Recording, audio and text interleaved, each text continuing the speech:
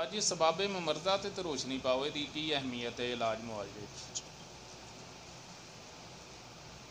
الحمدللہ رب العالمین والصلاۃ والسلام علی نبیہ الکریم، اما بعد فاعوذ باللہ السمیع العلیم من الشیطان الرجیم، بسم اللہ الرحمن الرحیم۔ رب اشرح لی صدری ویسر لی امری واحلل عقدۃ من لسانی یفقہوا قولی۔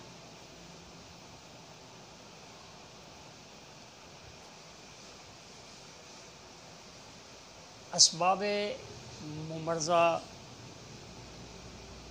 معنی اور مفہوم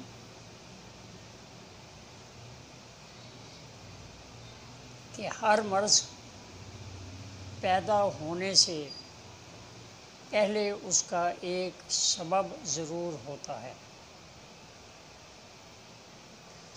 جب تک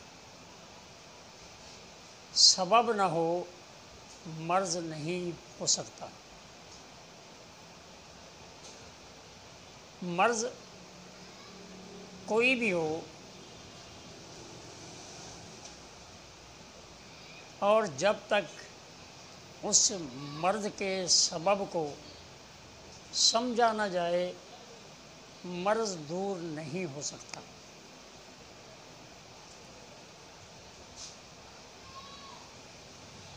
مرض گردوں کی ہو،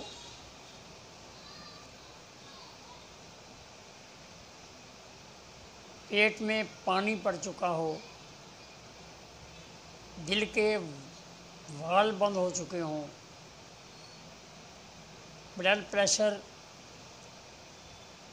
ہائی یا لو، جسم میں پین اور دردوں کا ہونا، گویا کہ تمام امراض کو سمجھنے کے لیے یہ بہت ہی ضروری بات ہے کہ اسباب ممرضہ کو سامنے رکھا جائے۔ اسباب ممرضہ مختصر الفاظ میں یوں سمجھ لیں کہ کسی کے ہاں اگر کوئی بیٹا یا بیٹی پیدا ہوتی ہے تو اس کا پیدا ہونے کا ایک سبب ہے کہ مرد اور عورت کا ملنا ضروری ہے۔ جب تک یہ عمل نہ ہو اس وقت تک بچہ بچی کا ہونا ممکن نہیں۔ اسی طرح مرض کے پیدا ہونے میں ایک سبب ہونا بہت ضروری ہے۔ اسباب ممرضہ کو جو طبیب، جو طب، جو علاج معالجہ کرنے والا کوئی بھی طریقہ علاج اگر اسباب ممرضہ کو نہیں سمجھتا تو وہ کبھی بھی علاج معالجے میں کامیاب نہیں ہو سکتا۔ مختصر الفاظ میں کہ اگر کسی کو نمونیا ہو گیا ہے تو اس کا سبب یہ ہے کہ اس کو سردی کی وجہ سے نمونیا ہوا ہے۔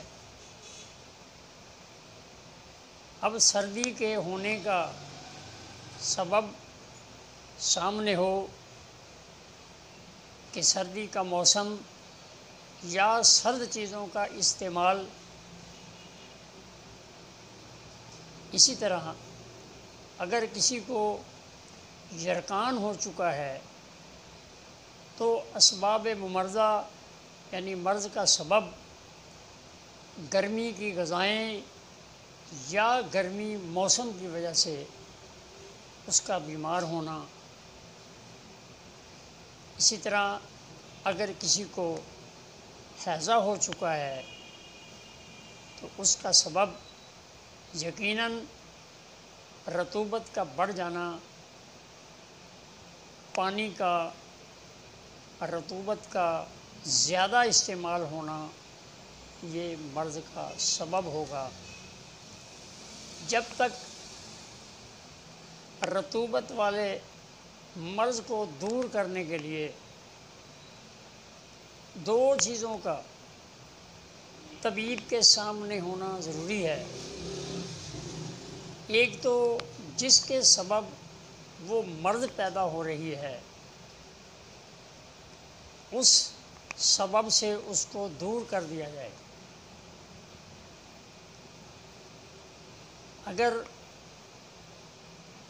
جرکان والے مریض کو اگر گرمی سے دور نہ کیا گیا،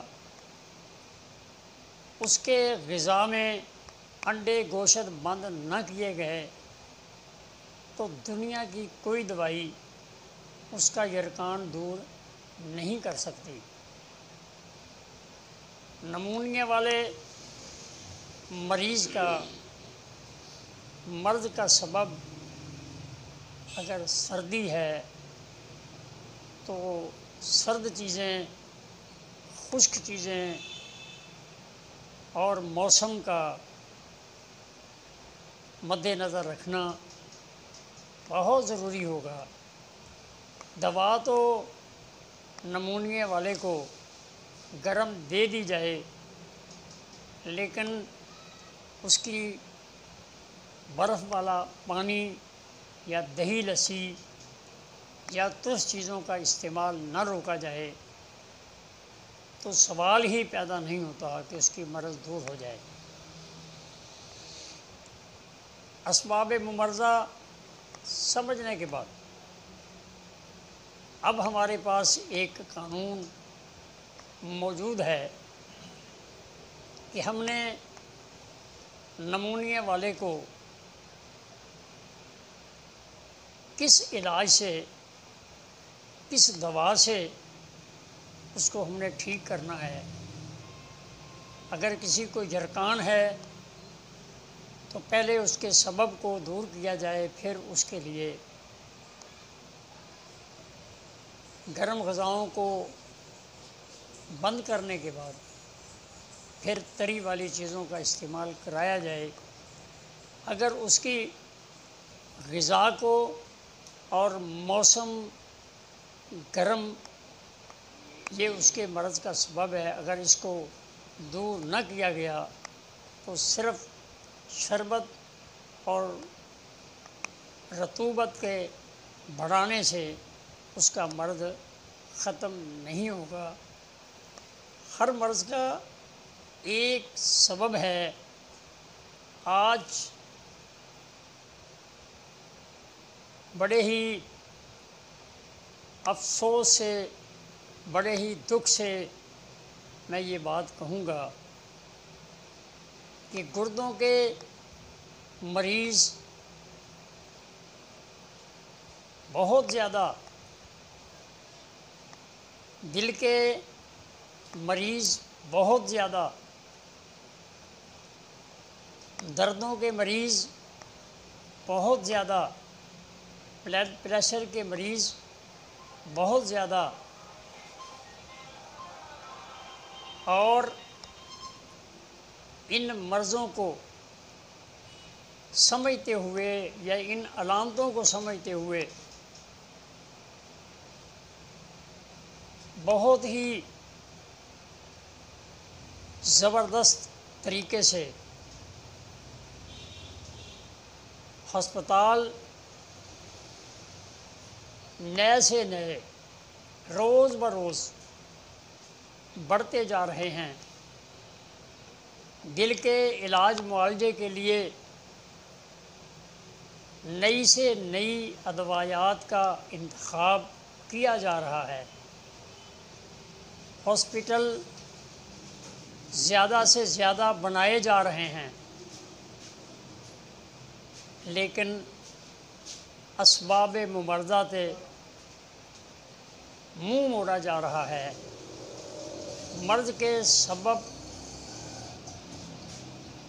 جو ہیں وہ اپنی جگہ، بلکہ اس سے بھی زیادہ تیزی میں ہمارے معاشرے میں بڑھتے جا رہے ہیں۔ ہم طب کا یہ پیغام پاکستان کے مفکروں کو، مدبروں کو،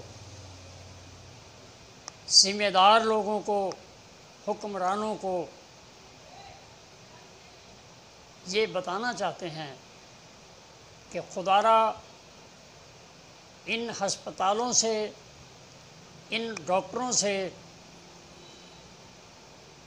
اور ان ادویات سے اس وقت تک فائدہ نہیں اٹھایا جا سکتا جب تک کہ اسباب مبرزہ پہ غور نہ کیا جائے۔ اگر پاکستان میں دکھی لوگوں کو، بیمار لوگوں کو اگر ان امراض و علامات سے بچانا ہے تو ہمیں اسباب مبرزہ پہ غور کرنا ہوگا اور پھر کامیابی یقینی ہوگی۔ اب اس کے ضمن میں اللہ کریم نے قرآن پاک میں ایک آیات مبارکہ جو میں آپ کے سامنے پیش کرنا چاہتا ہوں، ارشاد فرمائی وَجَعَلْنَا اللَّيْلَ لِبَاسًا وَجَعَلْنَا النَّهَارَ مُعَاشًا۔ جس مالک کائنات نے، خالق کائنات نے اس مشینری کو بنایا ہے، اس نے اس کو چلانے کا ایک قانون اور کلیہ بھی ہمارے سامنے رکھا ہے۔ اگر ہم اس مشینری کے بنانے والے خالق کی مرضی کے مطابق اس کو چلائیں تو اس میں پائیداری بھی ہوگی، صحت اور تندرستی بھی ہوگی۔ تو ارشاد یوں ہے کہ اللہ کریم نے رات تمہارے آرام کے لیے بنائی اور دن تمہارے معاش کے لیے بنایا۔ آج ہم نے دن اور رات کی پہچان ختم کر دی۔ کچھ لوگوں نے دن کو رات بنا لیا اور کچھ لوگوں نے رات کو دن بنا لیا۔ ان بے ربطگی میں بیماریاں ہمارے جسموں میں امڑ آئی۔ طب کی نظر میں اگر دیکھا جائے ان دو آیات مبارکہ کی روشنی میں اسباب ممرضہ کو بڑے ہی اچھے انداز سے سمجھا جا سکتا ہے۔ سونا اور جاگنا جو کہ اللہ نے رات کا حصہ بنایا ہے، اس کا تعلق دماغ و اعصاب سے ہے۔ سونا اور جاگنا اگر درست نہ ہو تو سمجھ لیں کہ اس کے دماغی سسٹم میں خرابی آ چکی ہے۔ اور اگر کھانا اور پینا اگر اس کا درست نہ ہو، اللہ کریم نے اس آیات کے غور و فکر کرنے میں ہمیں کھانے پینے کا ٹائم، سونے جاگنے کا ٹائم، تھوڑا کھانا زیادہ کھانا، اس کا ایک باقاعدہ قانون موجود ہے۔ ہم سونے اور جاگنے کو، کھانے پینے اور کام کاج کو اس آیات کی روشنی میں اگر ہم مکمل کر لیں تو ہمارے قلب و عضلات، جن کا اللہ نے کھانے اور پینے کا ایک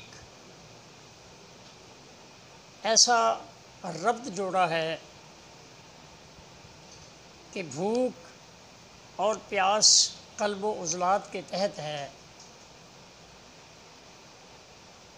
اگر ہمارا سونا اور جاگنا درست ہو جائے، کھانا اور پینا اگر درست ہو جائے، تو ہمارے قلب و عضلات صحت مند ہے، ہمارا دماغ و اعصاب صحت مند۔ ان دو چیزوں کو درست اور مکمل کرنے میں اگر ہم توجہ کر لیں، اس کو سمجھ لیں، تو ہمارے جگر و غدد کا جو عمل ہے وہ ہے بول و براز، پیشاب پخانہ، ان دونوں کے درست کرنے کے بعد یہ تیسرا عمل جگر و غدد والا خود بخود اپنی ڈیوٹی صحیح سر انجام دے گا۔ گویا کہ اسباب ممرضہ کو مکمل سمجھنے سے ہم جگر و غدد کی بیماریوں سے، قلب و عضلات کی بیماریوں سے، دماغ و اعصاب کی بیماریوں سے ہم محفوظ رہ سکتے ہیں۔ اللہ کریم اس سبق میں طالبان طب کو، تمام حکماء کو اور تمام انسانیت کو سمجھنے اور اس پہ عمل کرنے کی اللہ توفیق نصیب فرمائے۔ وما علینا الا البلاغ۔ اگر آپ کو ہماری ویڈیو اچھی لگی ہے تو سبسکرائب کریں، شیئر کریں، لائک کریں، اور سبسکرائب کرنے کے بعد گھنٹی کا بٹن جو ہے اس کو دبائیں تاکہ ہماری ہر ویڈیو آپ تک پہنچتی رہے اور آپ طبی معلومات حاصل کرتے رہیں۔ وما علینا الا البلاغ۔